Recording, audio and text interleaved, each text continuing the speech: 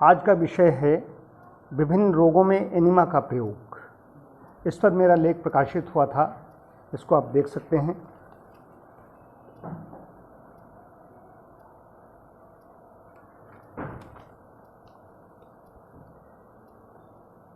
जब तक मल का निष्कासन सही प्रकार से होता रहता है तब तक कोई रोग नहीं होता।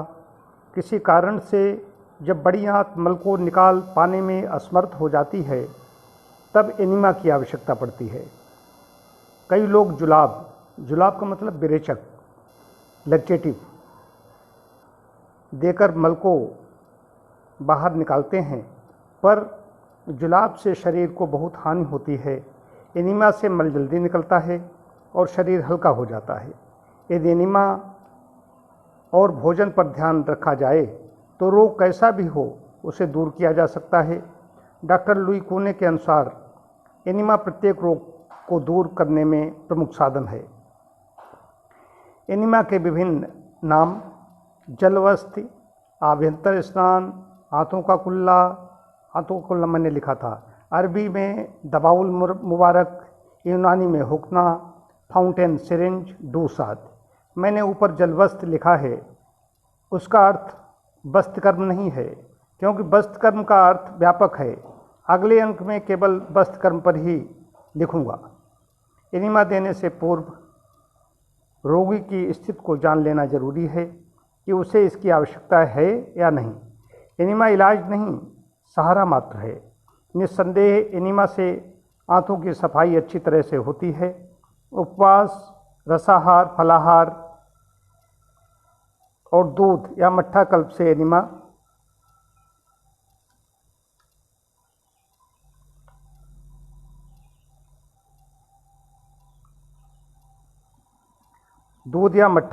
में एनीमा दिया जाता है। उपवास में, रसाहार में, फलाहार और दूध या मट्ठा कल्प में एनीमा दिया जाता है। इसमें से लिखा हुआ है, इसलिए भ्रम पैदा हो रहा था। एनीमा लेने की विधि: सीधे पीठ के बल लेटकर एनीमा लेना सबसे अच्छा और निरापद है। दाहिनी करवट लेटकर दाहिनी टांग सीधी और बाईं मुड़ी हुई। तीसरा है बाईं करवट लेटकर बाईं टांग सीधी और दाहिनी मुड़ी हुई, मतलब जिधर करवट लेटते हैं उधर वाली नीचे वाली टांग सीधी रहती है, उसके ऊपर वाली मुड़ी हुई रहती है। ये विशेषता अंतपुट से संबंधित रोग में दिया जाता है। बाईं करवट लेट करके अंतपुट, अपेंडिसाइटिस वगैरह हो जाती तब दिया जाता है कि पानी कहीं उधर अपेंडिसाइटिस तक न पहुंच जाए। पेट के बल लेटकर जब आंतों में पानी न रुकता हो तब दिया जाता है। घुटनों और सीने की नी चेस्ट पोजीशन भी एक होती है, घुटनों और सीने की विशेष मुद्रा में। भांत भांत का एनीमा किस चीज़ का देना है, कितनी मात्रा में देना है, ये चिकित्सक पर निर्भर करता है। मैं एनीमा चक्र चलाता हूँ, जिसमें गुनगुने पानी से लेकर नींबू, नीम, त्रिफला, आंवला, मट्ठा और शहद का प्रयोग किया जाता है। पानी चढ़ाने के 3 मिनट बाद शौच के लिए जाना चाहिए। ये तुरंत शौच नहीं जाएंगे तो बड़ी आंत पानी को अवशोषित करने लगती है। किन किन रोगों में उपयोगी? सभी तीव्र रोगों में, दमा, चर्म रोग, अल्सर, पेचिश, सभी तीव्र रोगों में तो है ही है। इसके अलावा दमा, चर्म रोग, अल्सर, पेचिश, गैस, मोटापा, जोड़ों का दर्द, माइग्रेन, प्रदर, साइटिका, मधुमेह, उच्च रक्तचाप और कब्ज में दिया जाता है। अत्यधिक कमजोरी, अतिसार, निम्न रक्तचाप और अल्सरेटिव कोलाइटिस में एनीमा वर्जित है।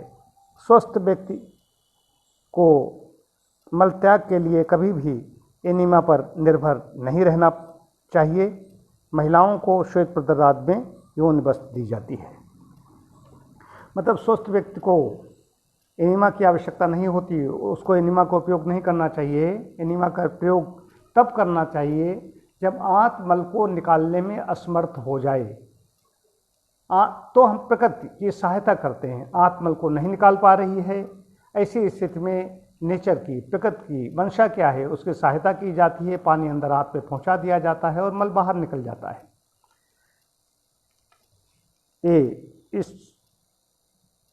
ये हुआ विभिन्न रोगों में एनीमा का प्रयोग।